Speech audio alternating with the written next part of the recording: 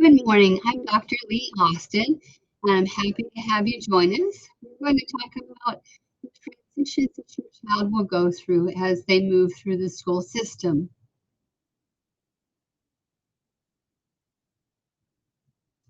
I'm going to use this analogy of a backpack, and what you see are the stepping stones for a successful transition for your child. Your child is going to move through transitions as they go from pre-kindergarten to kindergarten. And then again, as they leave elementary school and enter middle, and then as they enter high school, and then the last transition is as they're preparing for life after high school.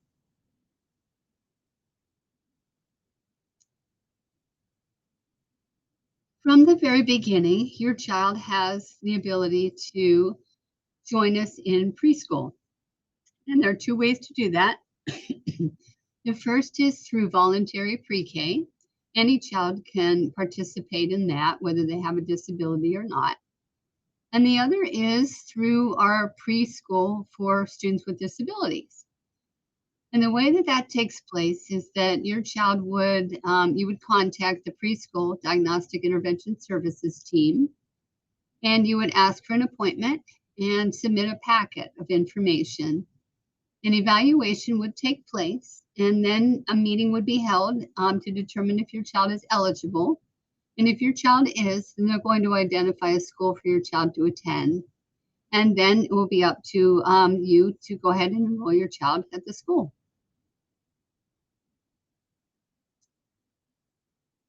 So I'm going to take a moment to just look at this backpack, and I want to share with you that there are many aspects of transition that you will want to participate in. As you can see, the first step is really about looking at what activities and what responsibilities are needed to have a successful transition. The next step is going to be about social emotional learning, making certain that your student at any age level is learning how to manage their emotions as well as appropriate social interactions. And then another part, of course, is going to be all about planning for their academic pathway and what they want to take, what their interests are, and so on. We'll also in the backpack be looking at, planning ahead for careers. Where do you want to go? What do you want to do when you're out of high school? And that's for students with all disabilities, regardless of the need for supports. We do that for every single student. And then the last one is looking at, what agencies in the community can you tap into and how to prepare your child for living independently.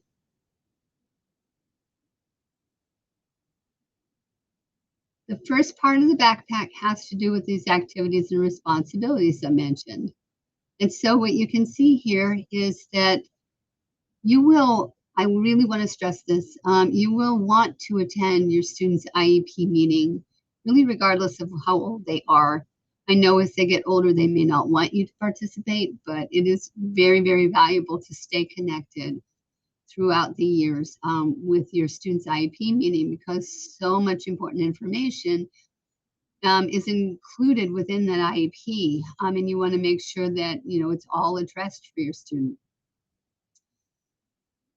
The big piece that I want to say is that we do this often in elementary school. Of course, we go to the school, we check it out, we bring our kids there, but you want to do that at a variety of levels, not just elementary.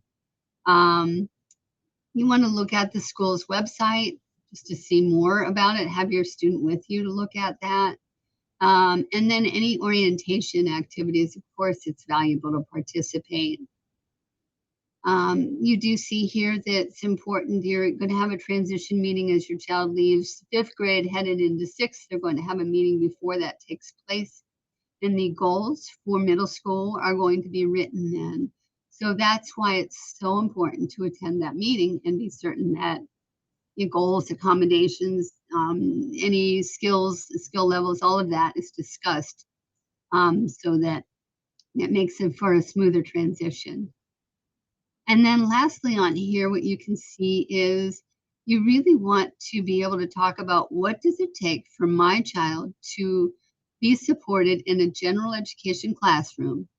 And you want to do that with, of course, the teachers, but also with family members. What does it take? There's a role that family plays in helping students be successful in a general education setting with their peers that are non-disabled.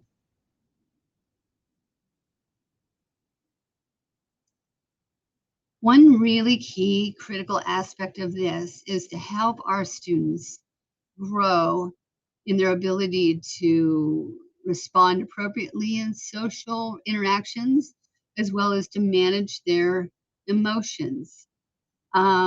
You can see there are 5 categories on the left-hand side. Um, Being self-aware is really critical, right? It's really knowing about yourself, knowing about how close you're standing next to someone, knowing how loud you are, knowing, what you're comfortable in terms of settings. So those are very important. Um, Next, in terms of, looking at healthy relationships, of course, we want that at home, we want that with our friends, we want it at school. Those become very critical. And then being aware kind of socially, does your child have the ability to recognize other people's feelings and opinions and to be able to respond appropriately, to be able to, you know, accept those feelings and not address them in an appropriate manner. That may take a lot of training and a lot of repetition for some students, but those are the types of things that we'll work on. Of course, managing your emotions, right? Emotions are not bad at all. It's just really how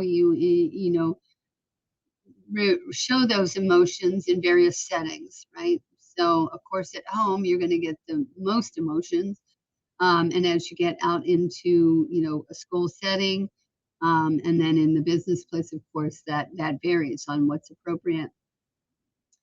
And then the last one here is really understanding, how to make decisions that are good, that are responsible, that really, are beneficial to not just the person, but also to others. Here are some parent tips for social emotional learning. And these, I can't stress enough, these are so valuable. If I were you, I would try and write these down, print these out, something along those lines. But, first and foremost, what you're really looking at is what are your child's strengths and focus on those. Those become the points where they can grow the quickest. And it doesn't mean you're not going to, address some of their weaknesses, but the reality is focusing on their strengths is really where you're going to get the most benefit. You can see a variety of them here. In the blue section here, you know, any sorts of behavior that's not appropriate, following up on that becomes pretty critical. And, having some, kind of consequences that are aligned to the behavior. So a natural consequence is I dropped my ice cream. And so the natural consequence is that we don't have any ice cream right now. And that's just an example, but natural consequences are the most beneficial. And then, over on the far right hand side, there's a handful of them there, that you can look at. But, what I really want to say is that it's important for parents to, you know, encourage helping at home, encourage other family members to help your student with what they might need help with. All right. So the reason we're in school, right? Academics. So planning for your child's success for learning becomes critical. And of course, the IEP is one of your most valuable tools. And in there, and it's going to address the current skills that your child has, current abilities. You're going to note what strengths there are for your child, what they're interested in, or any things that they prefer, particularly for children that have some behaviors that are not in the norm. Um, Preferences become really critical, right? What are they interested in? What will they respond to? What will they work for? Those are important. As we look at the academics, we really also need to look at the functional skills. How are these kids going to live independently? How are they going to function at home? Certainly, the chores at home become part of this equation. Everybody has some jobs at home. Be sure your children with disabilities have some jobs at home. Um, those are important. And I can't stress enough, these long-term goals for adulthood. If you're an elementary parent on here, you think you have a long time for this, but the reality is the earlier you start, the better off you are. It doesn't mean you're going to ask your kid what they want to do at this stage of the game. It's really more about planning for these long-term goals. And then the last one here has to do with um, what does your child need? With their disability, what do they need in order to reach these goals?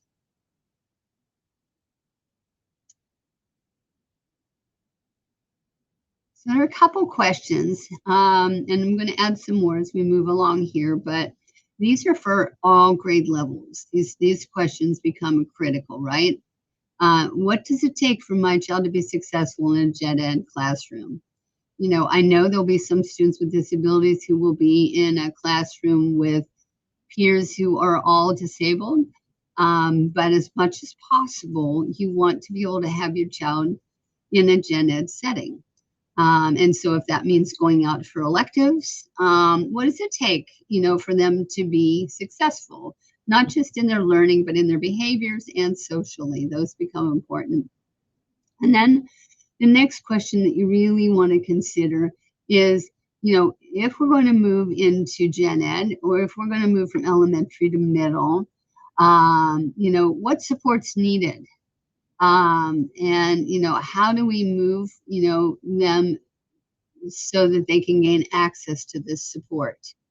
And by move them, I mean, help them with skills and strategies to be able to become successful. In terms of planning, one key piece here are accommodations. We often think of accommodations as like having enough time to complete assignments, or more time for testing, or sitting closer to the board, or things like that. But the accommodations really can also address, how does my child learn best? Meaning, my child's not an auditory learner. So if you just talk to my child, you're never going to get what my child's maximum capacity is. So how does my child learn best? How should this learning information be presented to them? And then in addition to that, the flip side is, and now how should the child respond, right? I mean, some kids do well on standardized tests with bubble sheets, but a lot of kids don't. So how can they show what they know?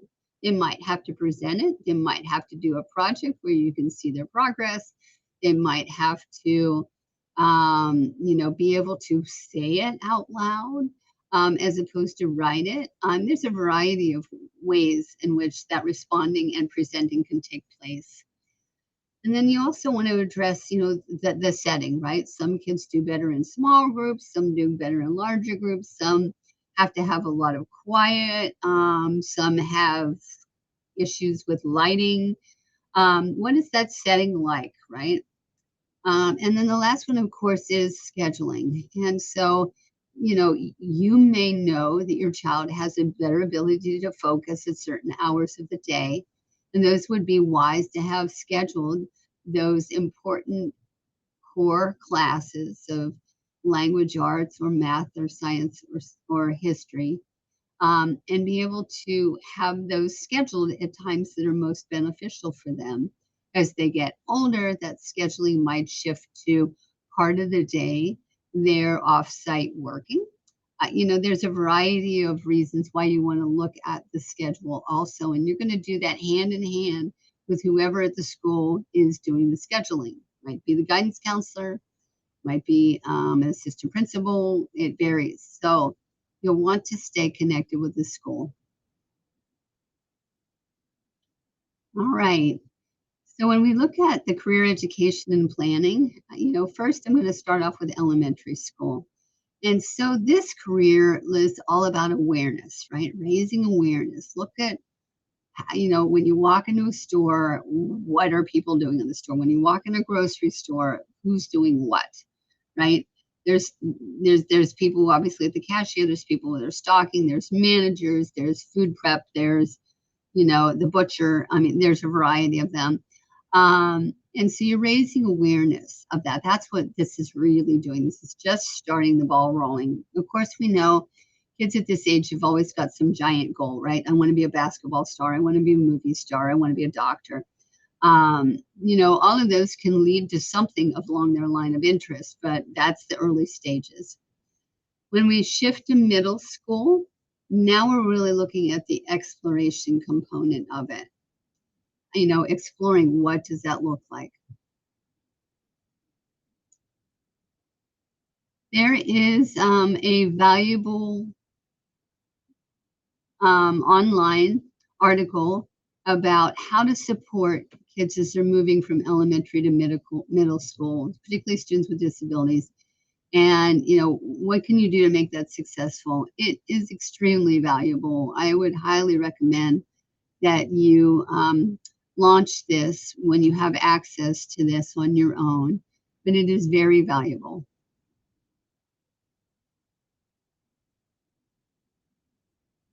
Sorry, I'm trying to change the slides here. All right.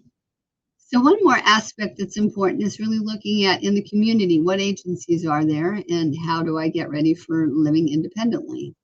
Well, the first two at the bottom that you see there, vocational rehabilitation and then agency for persons with disabilities, both of those are super important for your child's life. You may think, oh gosh, this is too early, or my child doesn't have much of a significant need, so I won't really need those agencies, or financially, I don't need those agencies, and so I really don't want to connect with them.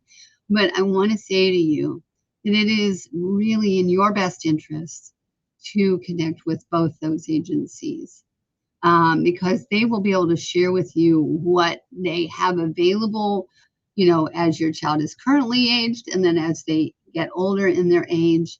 And vocational rehabilitation in particular can work with students with any level of disability.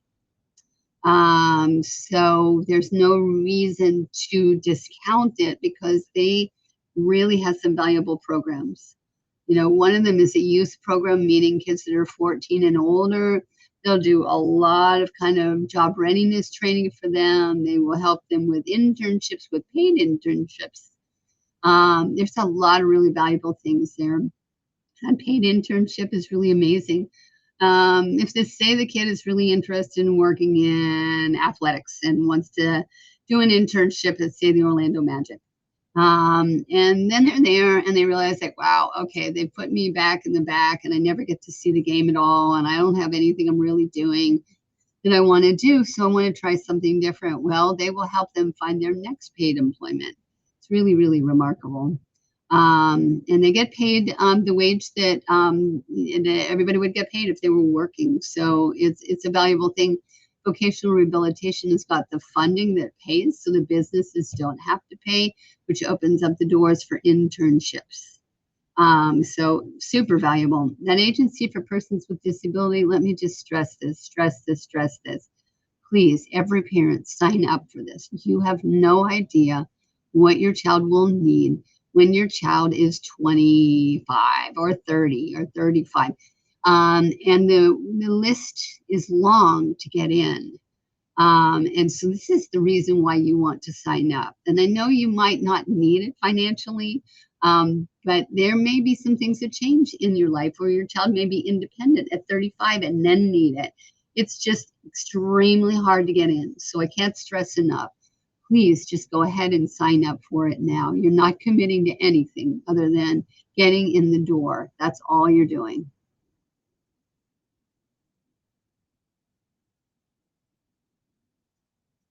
Can you go to the next slide? There we go. All right. So now I'm going to shift gears, look at middle school a little bit. Same sort of, tools in the backpack exist that were in elementary school. You'll see the 5 of them there.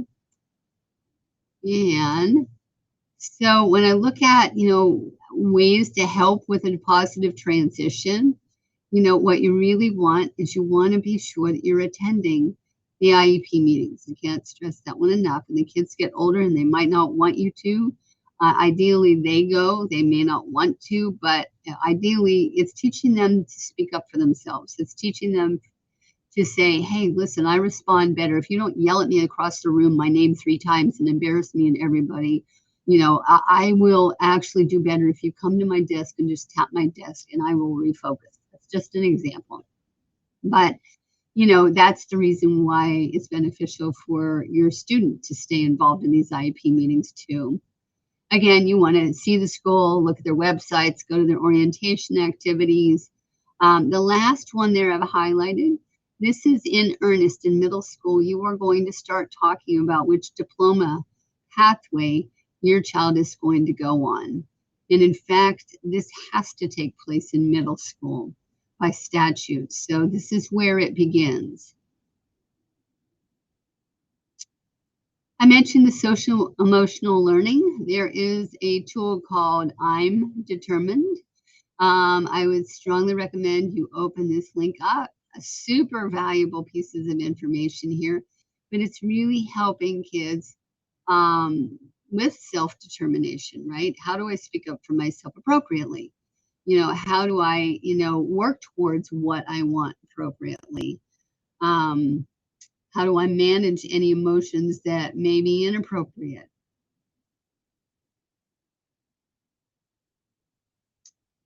Now, when we look at the questions, I mentioned to you the first couple there are the same for any age level, right? But the one in green is definitely an addition because now you're going to ask, is my child going to go for a standard diploma or is my child going to go to a standard diploma via access points, right?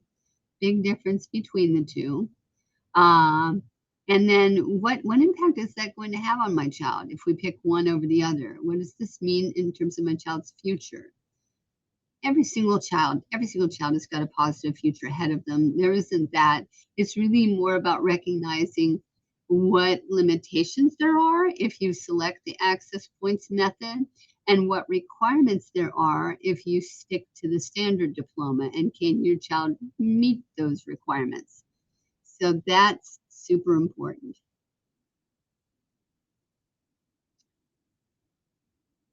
So in terms of planning for careers, right? And so in middle school, I mentioned the exploration piece.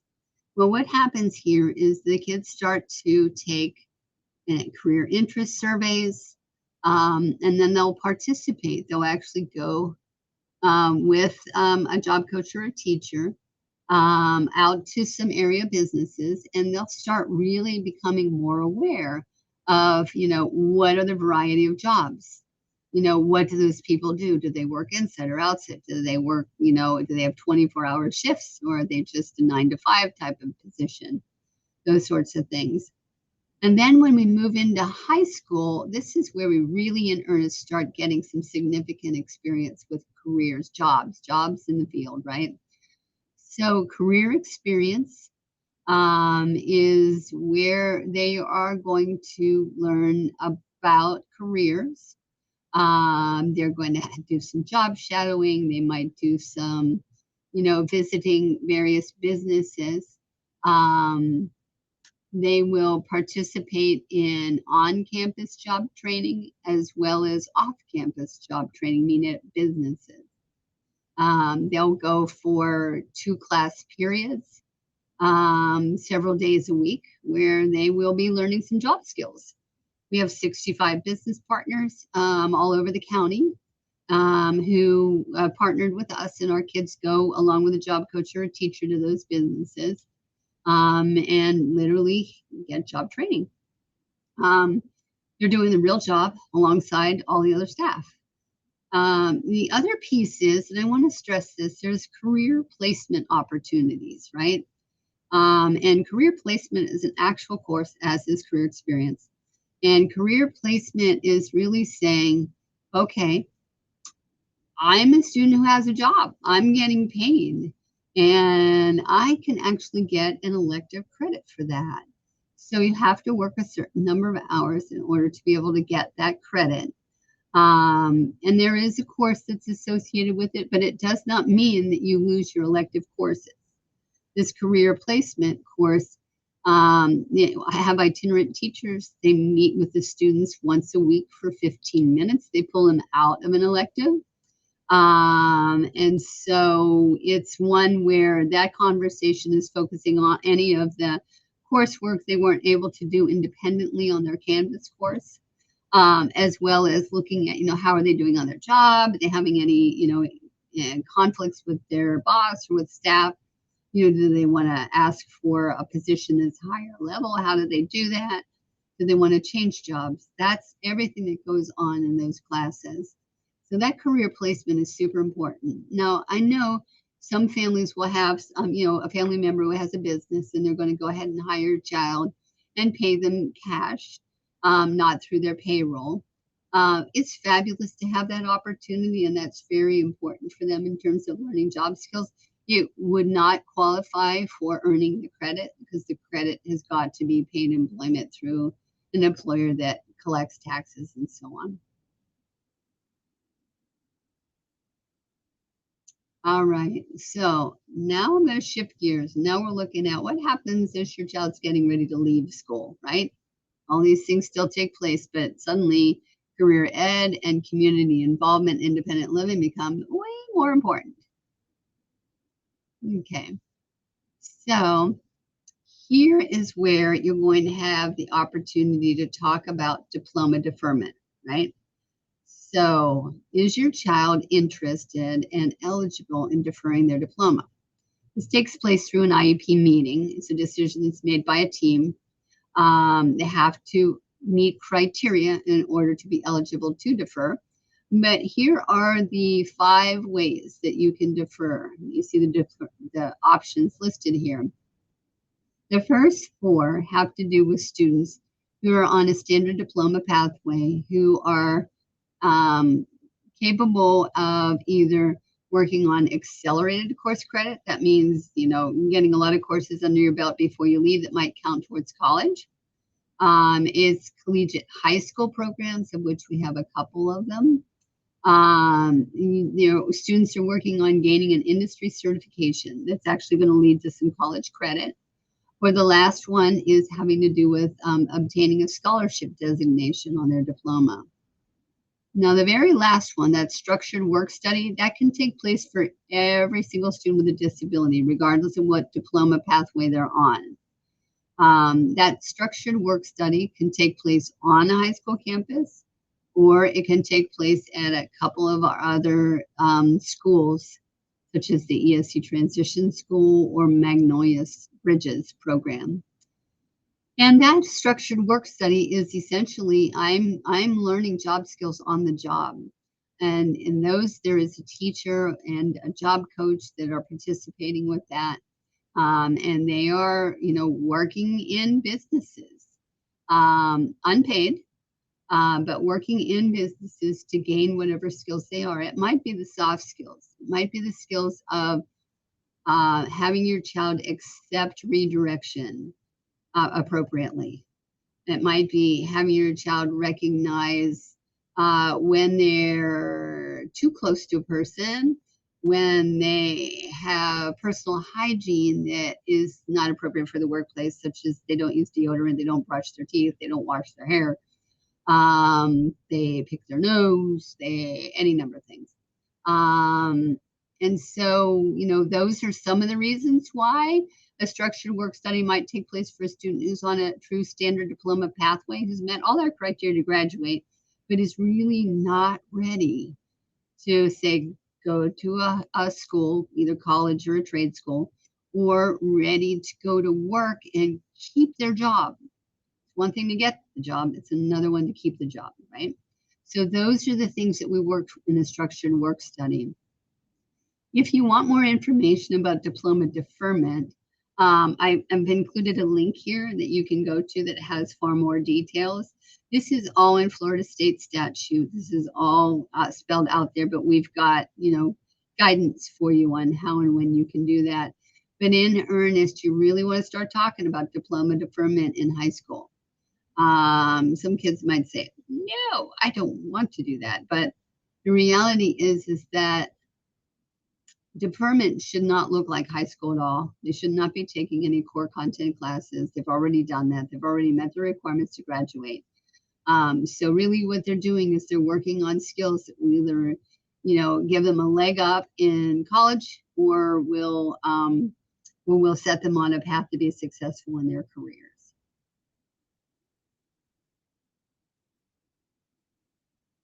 Okay, so I mentioned, in high school, the career experiences, that community-based vocational education is the last bullet there. That's where the students on campus, they're going to do things that are similar to what businesses do, right? So there's going to be, office work, there's going to be grounds maintenance, there's going to be culinary in the cafeteria. There are a variety of types of jobs that the students can do on campus. They could be working on a small business enterprise on campus, any number of things. And then, of course, after the post-high school, that's what I just talked about in terms of going to college or going to a work-study program, working on college, readiness, those sorts of things. So here's our last set of questions, right? Those first two big bullets highlighted, those are ones who we've seen already. They're good for every single grade level. But now the ones in greens are absolutely focused on my child is getting ready to leave the public school system. And so here again, you're going to look at those agencies. And you're also going to, look at, well, if they defer, what's their purpose? What's the reason? What are they deferring for? Is my child eligible for deferment? Does the child meet the criteria for it? And how do I get more information on this? Those are all questions for your staffing specialist. All right, so coming back to our little tree for community involvement, now you'll see I have a couple things highlighted. One of them is up in the upper right-hand corner is guardianship. So as your child is about to turn 18, you'll have to make this decision as a parent on whether or not your child is able to make decisions on their own as an adult, or whether or not you have to seek guardianship in order to ensure that you are helping them make decisions that are best for them for their adult life. And then the other aspect is some of these students may need help with living independently, right? And so there are centers for independent living, and that's an additional agency that you'll want to connect with if your child has that need. Let's see, did I skip one? Nope, I am there. All right, well, that takes us through the end of my presentation. Are there any questions that you might have? If so, go ahead and post them in the chat.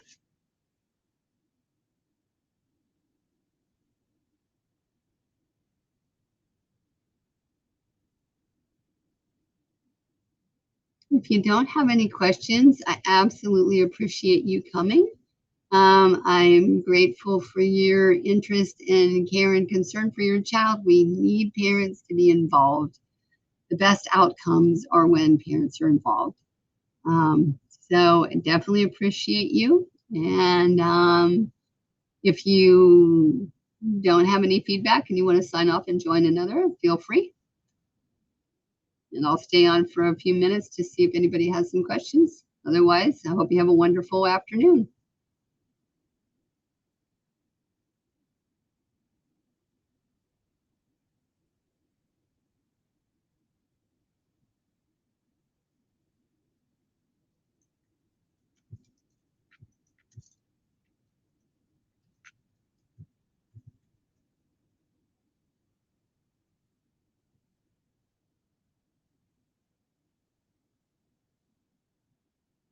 Okay, well, I'm going to go ahead and sign off and hang up.